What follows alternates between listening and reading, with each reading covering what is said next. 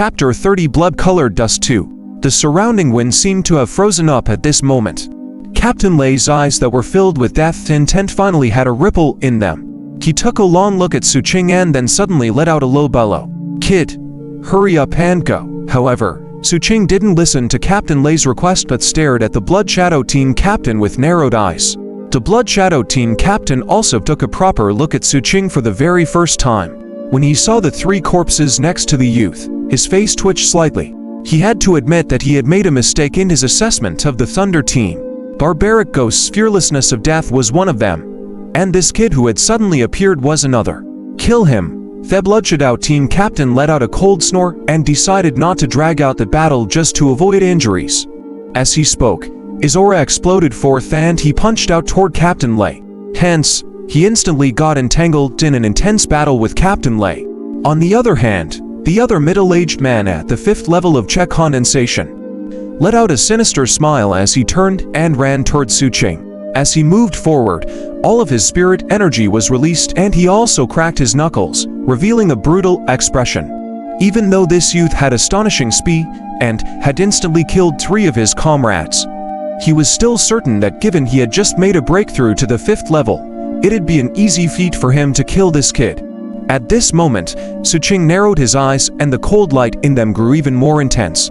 Based on his judgment of his fights earlier, he felt that he'd be able to kill someone at the 4th level of Check Condensation. But as for the 5th level, he hadn't fought against one before, so he wasn't sure. With a sway, Xu Qing charged out abruptly with great speed, heading straight for the middle-aged man. He then threw out a punch the instant he got close. The middle-aged cultivator's lips curled up into a disdainful smile. The instant Xu Qing arrived, the spirit energy fluctuations outside the middle-aged man's body turned into an invisible barrier that came into contact with Xu Qing's fist. As a result, a loud boom ran out, and cracks appeared on the barrier, but it didn't crumble. On the contrary, an intense counteracting force was emitted, causing Xu Qing's wrist that came into contact with the barrier to emit cracking sounds. It was directly dislocated. Hence, Xu Qing's eyes narrowed, and he dodged to the side. At the same time, he swung out his right hand fiercely, forcibly connecting back his dislocated wrist. Viciousness flashed in his eyes.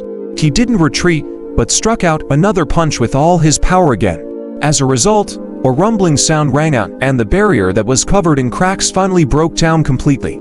However, the instant it broke into pieces, a crazy impact expanded out abruptly from within. The invisible force then kicked up soul while surging towards Xu Qing, enveloping his entire body. The invisible pieces from the shattered barrier seemed like many sharp blades that couldn't be seen, leaving behind many bloody marks on Xu Qing's body. It was a shocking sight. Xu Qing's entire body trembled.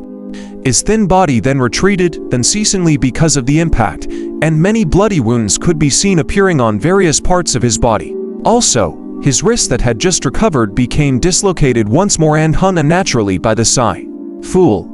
A mere body refiner, it isn't worthy to fight a spellcaster. Let alone someone like you who is at the 3rd level yet wanting to overestimate yourself to fight me who is at the 5th level. As the soul landed, the disdain in the middle-aged cultivator's gaze became even more intense. However, he was also surprised. He didn't expect that his spirit energy barrier would collapse after the second punch. Thankfully, he had made a breakthrough to the 5th level not long ago, causing his spirit energy barrier to be able to explode despite shattering. Otherwise, he'd be caught at a loss in the situation earlier. Xu Qing frowned. He was staring at the middle-aged man as if he couldn't feel the intense pain coming from his entire body and his arm. While staring, he placed his right hand on the ground and used it as a medium to slam his wrist into, returning the dislocated joint back to its original spot. The middle-aged cultivator, who was walking towards Xu Qing, saw the viciousness he displayed and couldn't help but pause in his footsteps as his eyes narrowed slightly. He then raised both hands and quickly performed a set of mudras. Spirit energy once again gathered outside of his body.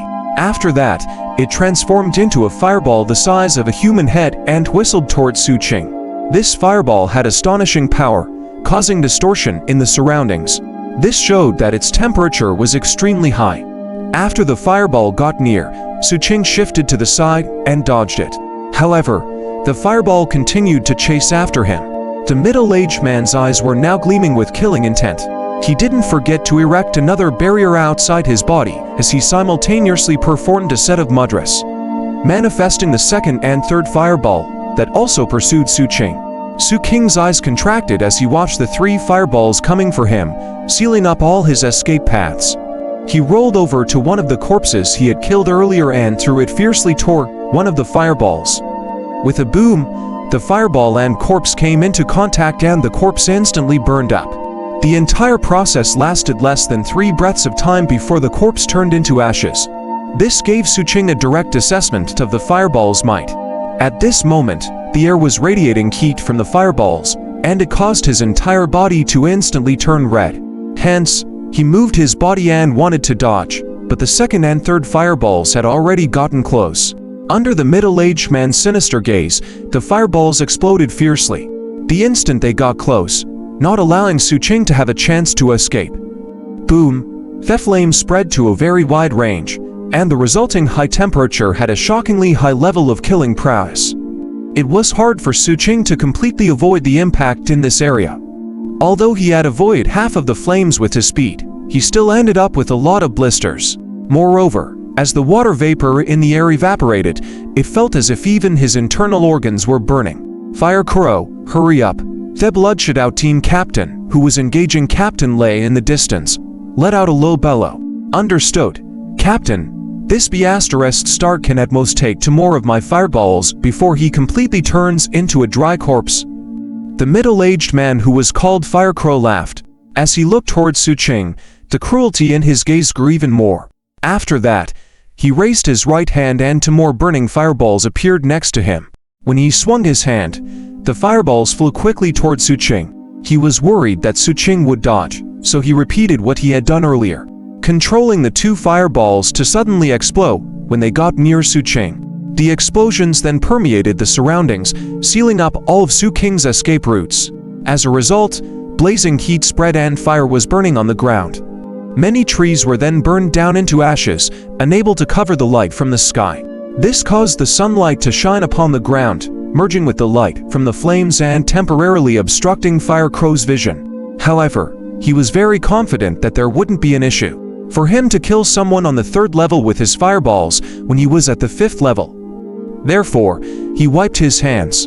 Although he was a little out of breath, his gaze was still disdainful. He turned and walked toward where Captain Lei and the Blood Shadow team captain were fighting. Captain Lei, your subordinate is useless.